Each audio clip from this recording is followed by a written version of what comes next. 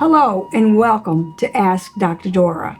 I am Dr. Dora Dixie, board certified in family medicine and addiction medicine. Ask Dr. Dora podcast is my virtual medical ministry.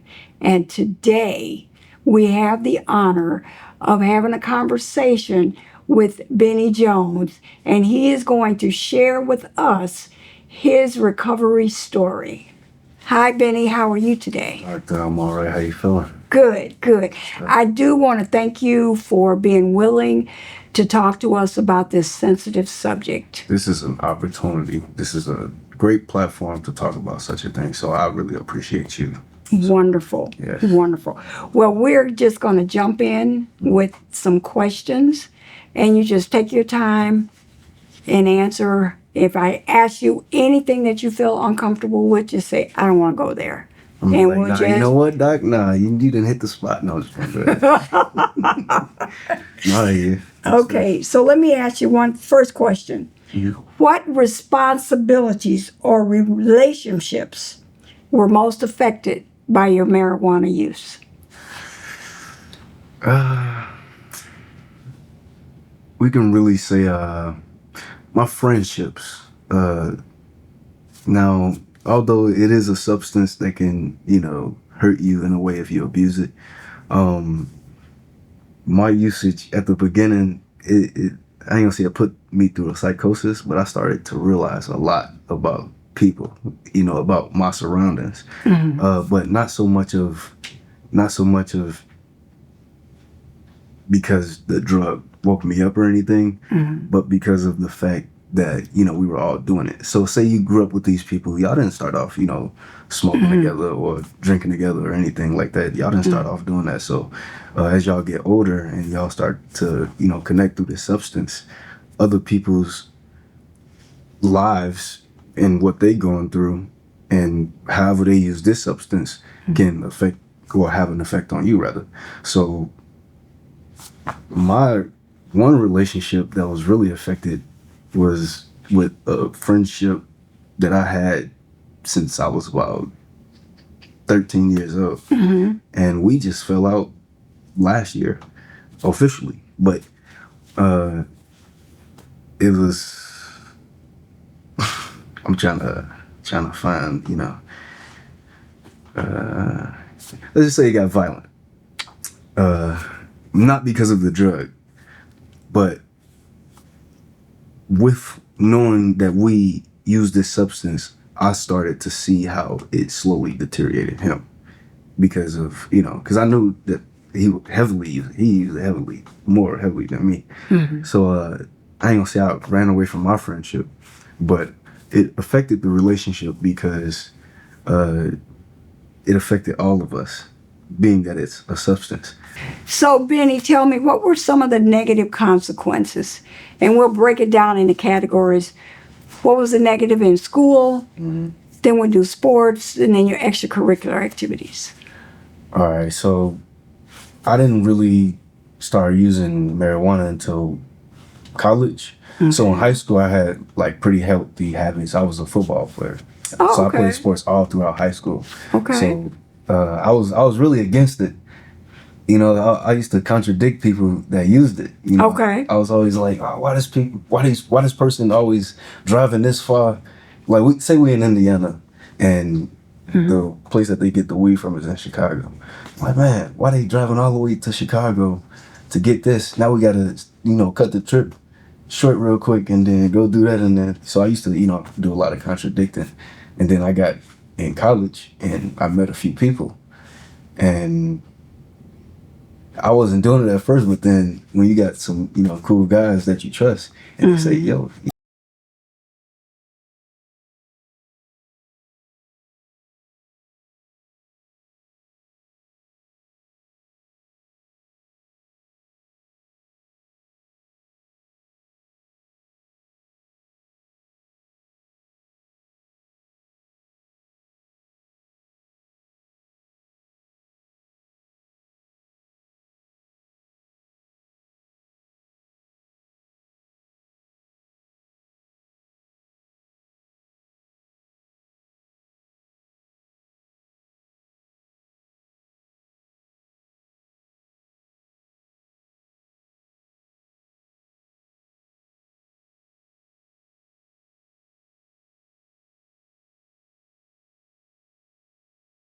situations. You know, when I felt alone, I would smoke because I was like, man, I miss my friends and they all the way out there. So I would Okay. smoke just to, you know. So that's one way, well, many ways that it affected me. Okay. Yeah. Okay. How did the marijuana smoking affect your dreams that you had for yourself? Now we're gonna talk about two things: Yes, sir. the dreams that I had for myself and the dreams. Okay. My dreams, they had lesson. Like I used to have a lot of crazy dreams, but not like the crazy dreams, but they, you know how you go to sleep and you just sleep and wake up. It became that. I fell out of love with that because, like, what my dreams at? I want to experience something while I'm asleep. Oh, interesting. Yeah. Interesting. But as far as my passions, my music, boom, we'll talk about it there because it is heavily used there. In the music scene, it's always used. So it made me lazy. I'm very creative. So say you want to smoke before you have a session. You got that motivation before you go smoke, then you go smoke. Now you get a little lazy and you're like, man, I don't feel like doing it no more, or you don't have that same, drive that you had. So that's one way it affected my dreams. It can basically put everything on delay some way, somehow, because of my laziness. Okay. So what is written in the literature that the marijuana takes your initiative away? It looks like it affected you profoundly. Yeah. In that way, you have ideas, dreams, you get high, and you just be high. You can't abuse it. You'll become very, you'll let the drug control you because it's really about your intention. Now, if you wean off, now I'm not saying or encouraging anybody like go out smoke and but it's called drug abuse for a reason. Now, this is one drug that's been legalized, but people are still abusing it, and it can still cause your life to delay in some way, shape, or form. So, being that it was abused, it affected my character. This is one thing that's been legalized that if abused, it can change your view on things, change the way you move about things, just really your entire demeanor. Only if abused.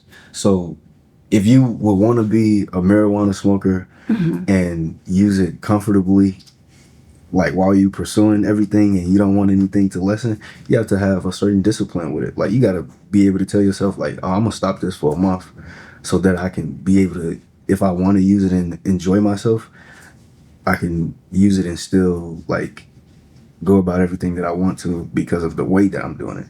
So, your intention and everything. Now, it's people here smoking every day. Well, people smoking like 5 blunts a day. 5. That's a lot. That's a lot. Yeah. Okay. So that's a lot. Imagine if you took a break and then you changed those habits down to like you discipline yourself to have one a day. Okay. But probably at the end of the day. So that's like your enjoyment. But if you abuse it in the other way, it can change your entire life. Okay. So I'm not encouraging you. Okay. Well, that's good to know. Tell me, what was the turning point in your life that you realized, something's wrong here? I realized something was wrong when my music was affected. Now my music ain't sound bad or nothing.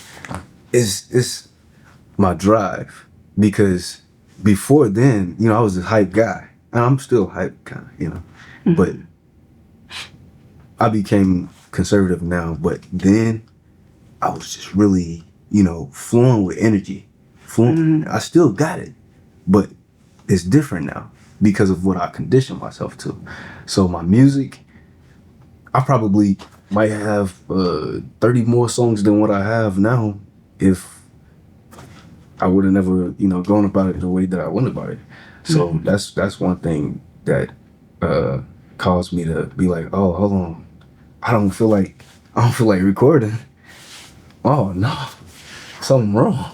Okay. And I would sit at the desk and try to still do it. Try to, this this just laziness. I need to, still do it. And I sit there and you'll like start on something. You be like, man, this idea is trash.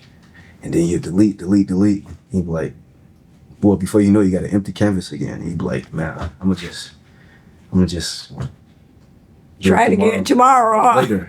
Yeah, later. TikTok and everything. And The phone later. took your attention. Okay. I'm tired.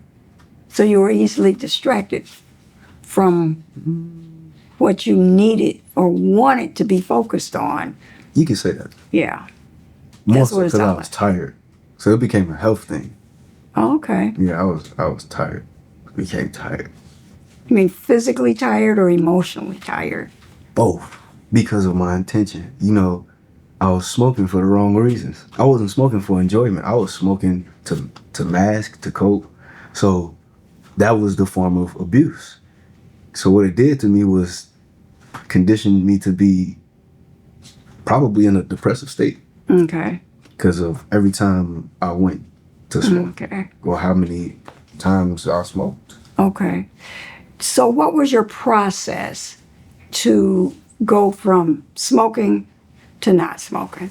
What took place in that space? So the process was basically understanding the objective and moving in the shoes of a man, because I started in college. As I was a freshman. late teens. Yeah, pretty much. Late teens.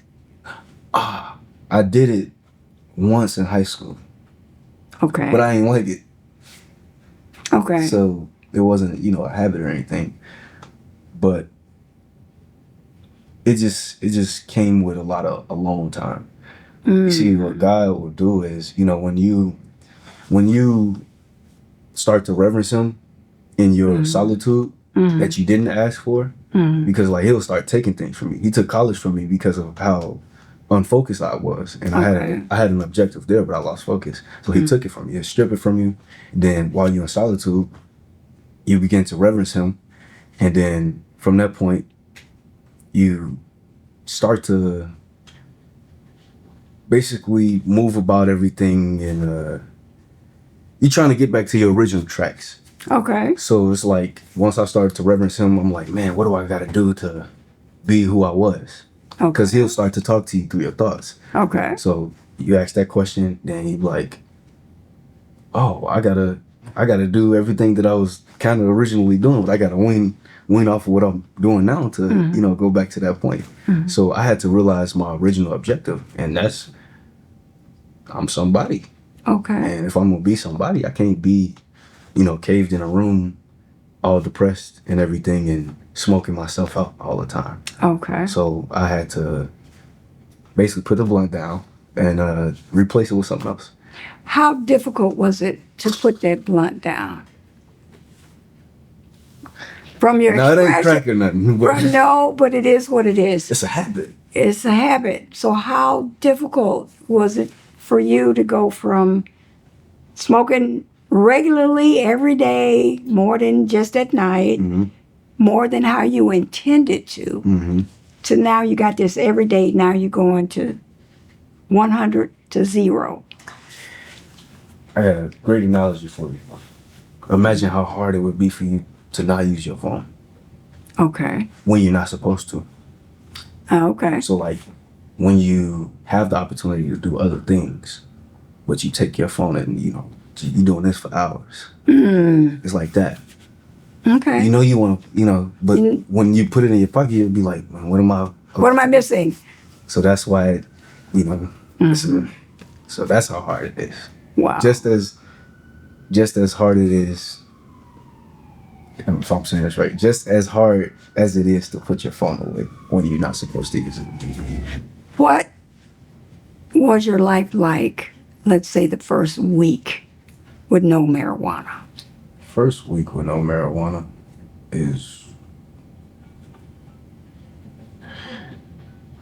it's a take it day by day type of thing. You know what I'm saying? Because when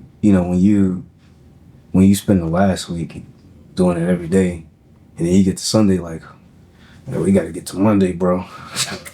So really, it was one day at a time. One day at a time. But when you get to like day 3, you be like, We go 4 days. Then you get to day 5, we be like, all right, we got 2 more days. We got 2 more days. You know, now, not perfect at all. So, Okay. might go a week off and then, you know, revisit. You know what I'm saying? But I wouldn't do it every day. Like, this whole week, Nothing. nothing. Then you see how the urges go, to see how bad you can go without, while knowing that you just completed some sort of goal. So you're Okay. like, all right, day 7 went. Let's see how long I can go without it until I want it bad enough.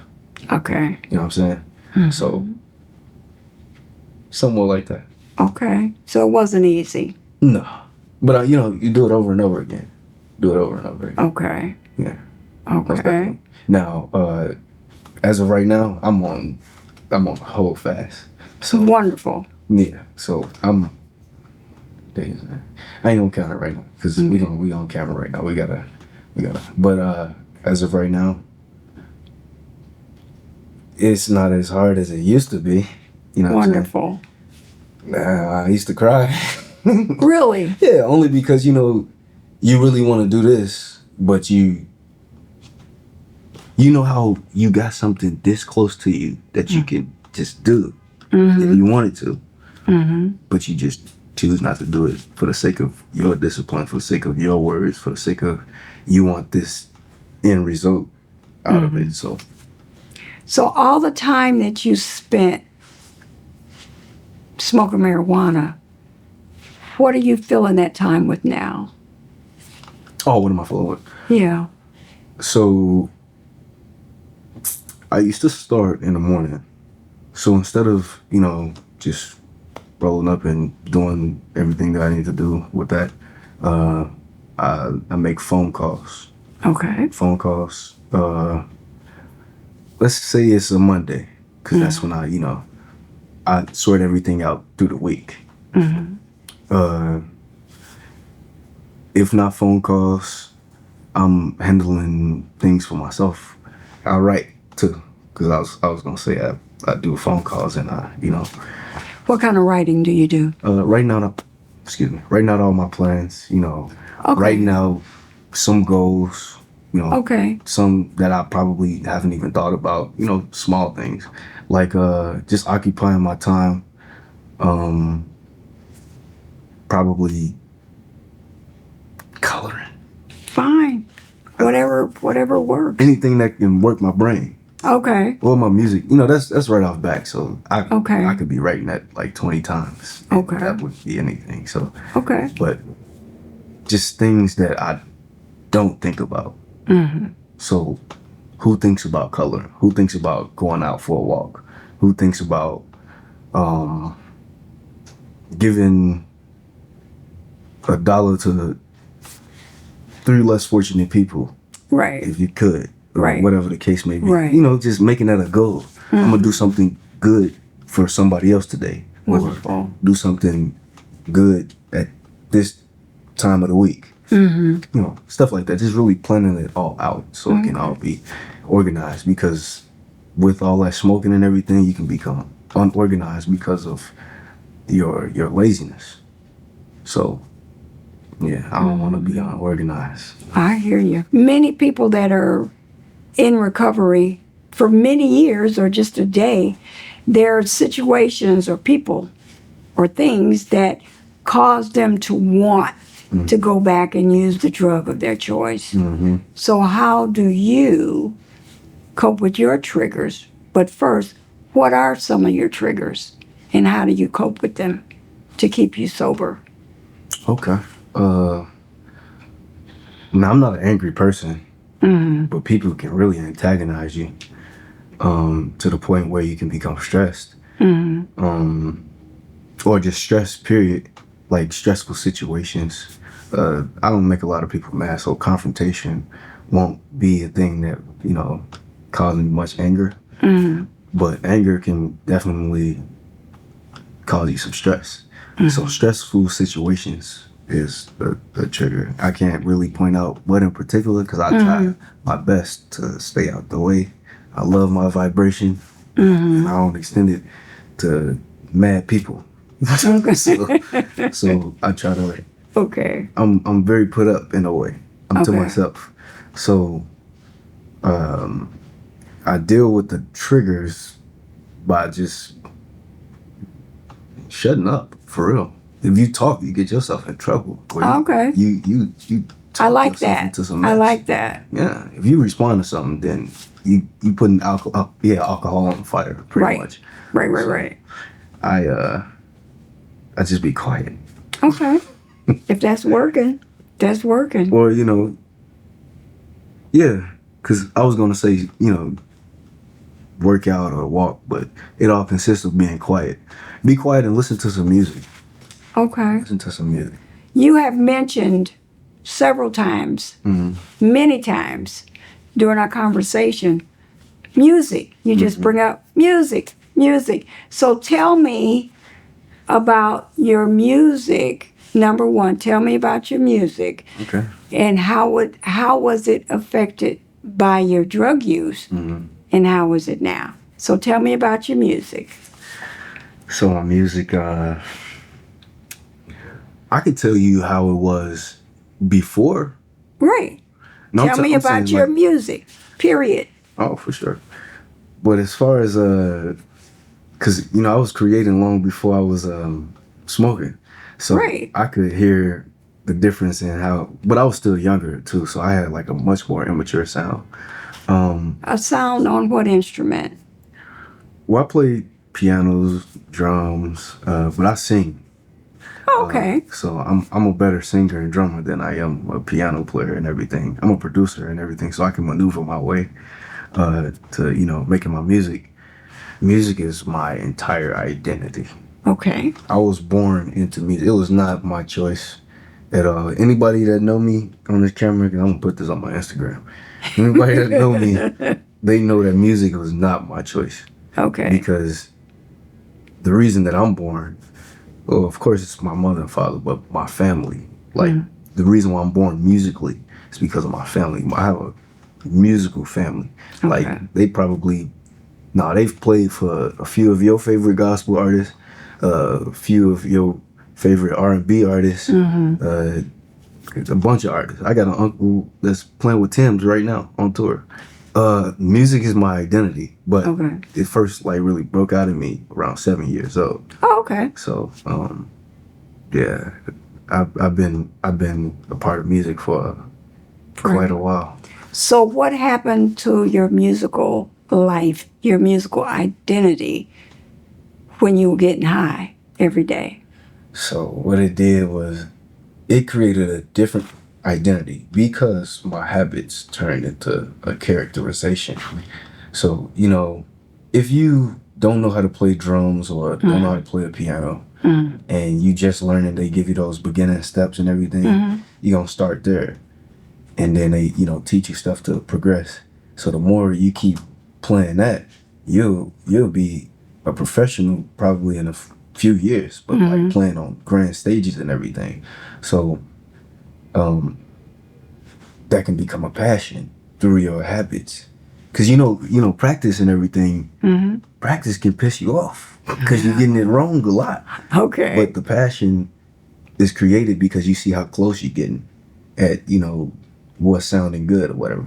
So it's the same thing how it is just like that. It's just like that with any substance that you use. You know what I'm saying? You can create a habit out of it because you're enjoying it for, this moment. But you do it for so long, it can become a character. So did the marijuana, how did the marijuana change your sound? Let's just narrow it down. How did the marijuana change your singing voice? Don't get mad at me, Doc. I won't. I promise. I sound better. To yourself. To everybody. Did you record yourself? I'm just playing. I got older. I got older and mature. And I wouldn't say the marijuana made me sound better. But life situations definitely made me sound better. So I was just playing. Weed don't make you sound better in any form, guys. So, but what it did to my sound, well, my voice did mess up when you overuse, You're burning those vocal cords. In a way, you really are. When you overuse, you can really Damage. Yeah. So how did the marijuana affect your creativity? My creativity was definitely affected. Definitely my voice. Sometimes I'll have some moments like if I like overuse. When you're in the studio, you with guys. There's like six guys in a room, 7 guys in a room, probably even 4. Y'all might roll up 4 big blunts. One for everybody. No, well, yeah, one for everybody 4 times. Okay. You know what I'm saying? Okay. But So how successful or productive were those recording sessions when you're all smoking that much marijuana? now we have fun, but No, fun and production. now the productivity was different. I could tell you that. You had guys getting lazy. You had guys getting tired. Plus, these not like no small.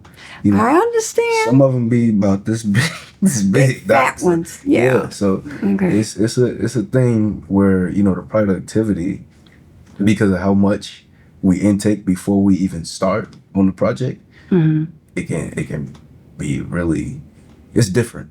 Okay. Because when you're working with these guys for so long, you see the transitions and everything.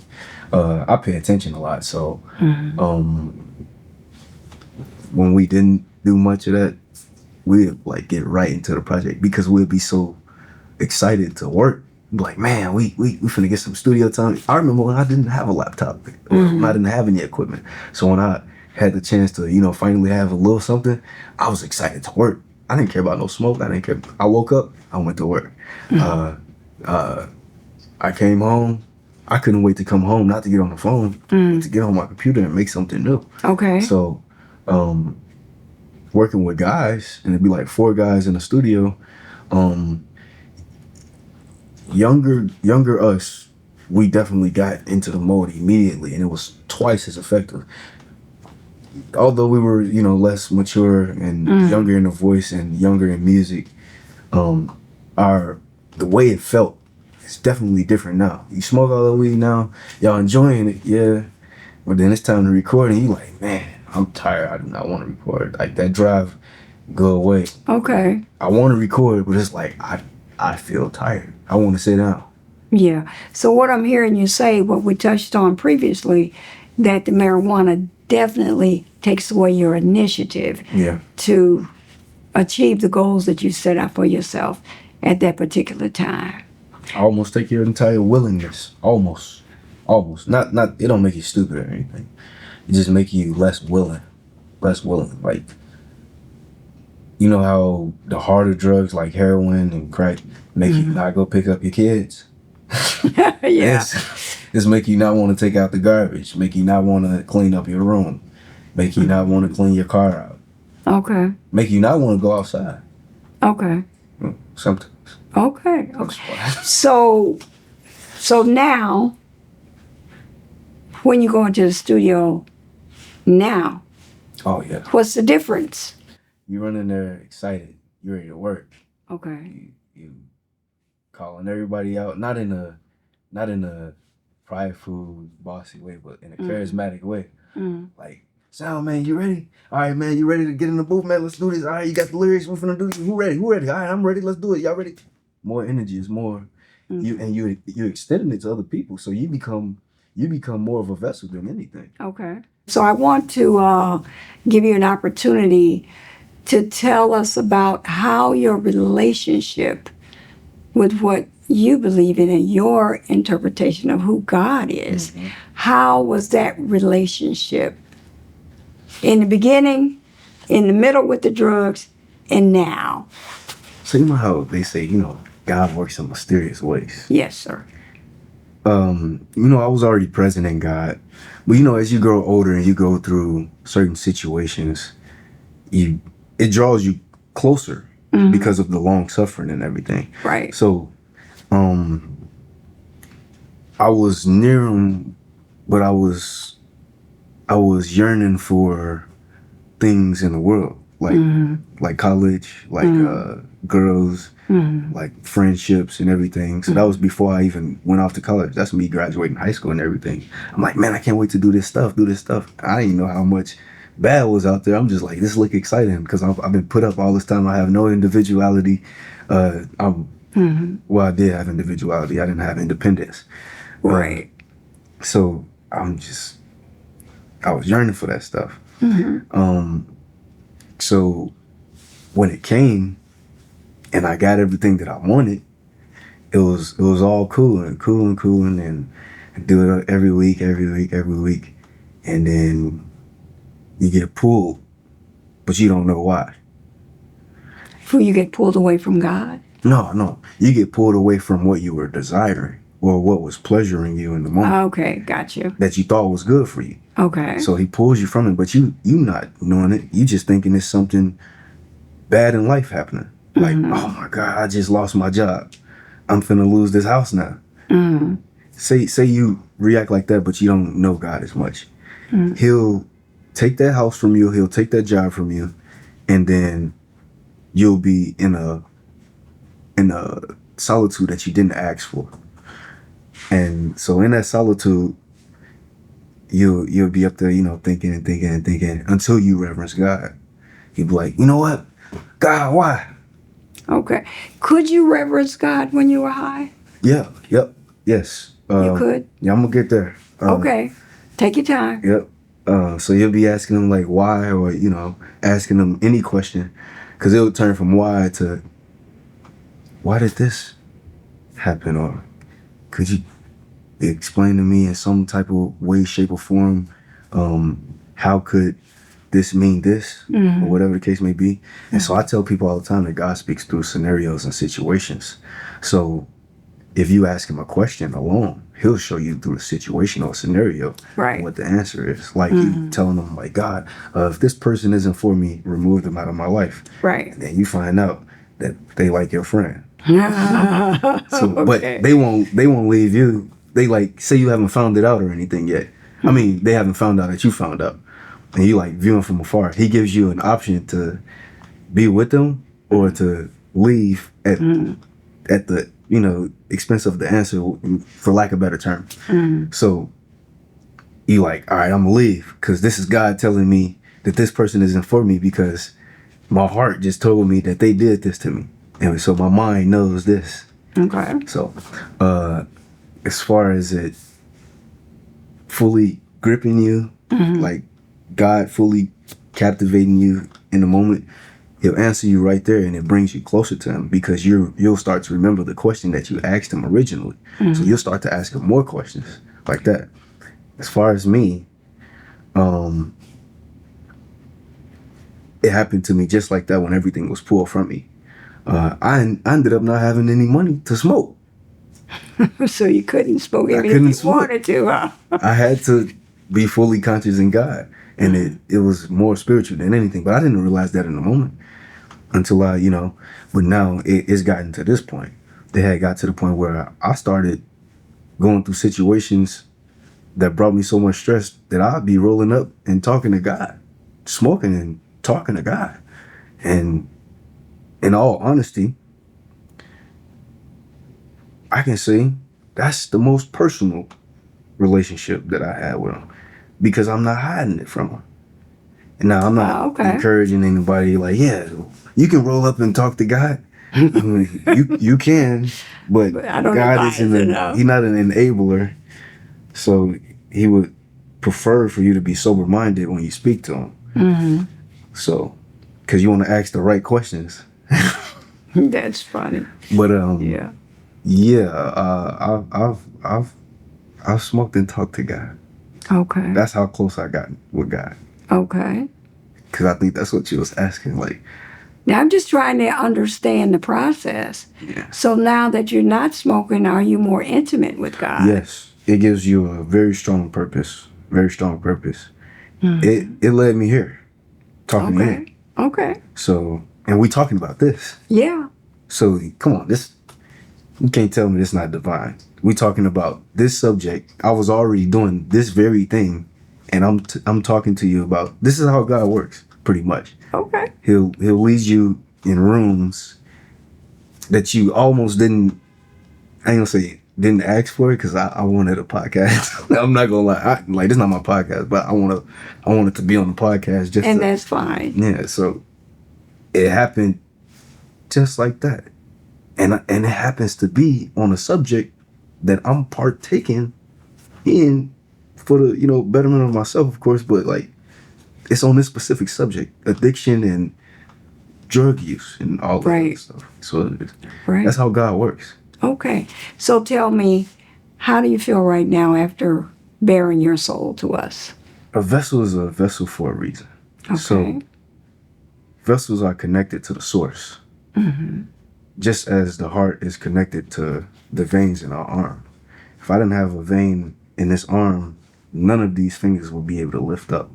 Mm-hmm. So as far as me sharing these things with the people and, being vulnerable, I'm not even being vulnerable. I'm really testifying. Amen. So as far as me being a vessel, I can only say that the source, God, Jehovah, has enabled me to be such a thing. Okay. So I'm only in this room. I'm in this room for a specific purpose. So I'm here to serve my purpose. Okay. So I feel very comfortable being vulnerable in here. Good. We're whoever glad. this goes to. We're glad. We're glad. I am sure that someone is going to be blessed and helped, improved by your testament. Oh yeah. Yeah. Don't you start crying. No. Some got in my eye. I ain't that vulnerable. Not today. Probably next podcast. Do you have any closing words of advice or anything to tell the 15-year-old Benny Jones? Benjamin. 15. Yeah. Okay. Break up with her. No, just no, seriously, I should have broken up with her. I actually did, but I should have been okay with it. Okay. I can see that now. But the advice that I would give to my 15-year-old self is take your time. And I know people say it and it sounds cliche, but time is one thing that you don't want to waste or rush. Time is something that you want to sit still in and do everything that you're supposed to do while you're sitting there. Mm-hmm. Because the future is here. You're never going to be there. The past is here.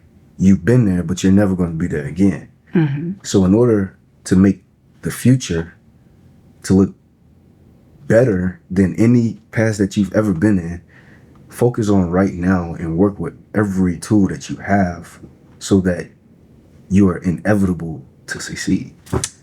Thank you. That's good. That was excellent. Okay.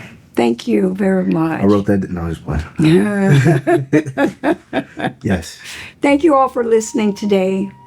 I hope you all enjoyed listening to Mr. Benny Jones tell his story as much as I did. Some of the things that I learned from him, especially the part about when he was talking to his 15-year-old self, take your time, be in the moment, don't rush into being too grown too fast, and say no to drugs. It's best not to start than to have to struggle with trying to recover. I appreciate all of my listeners. I do want you all to come back and listen for more information that I have to share with you on many subjects in addiction medicine. Like and subscribe and listen. And if you are struggling with an addiction problem, if you're struggling with marijuana, you can call the number that you see on the screen. You can get online. There are many, many 1-800 numbers of places you can go to find help. Thank you for listening and join us again soon. Goodbye.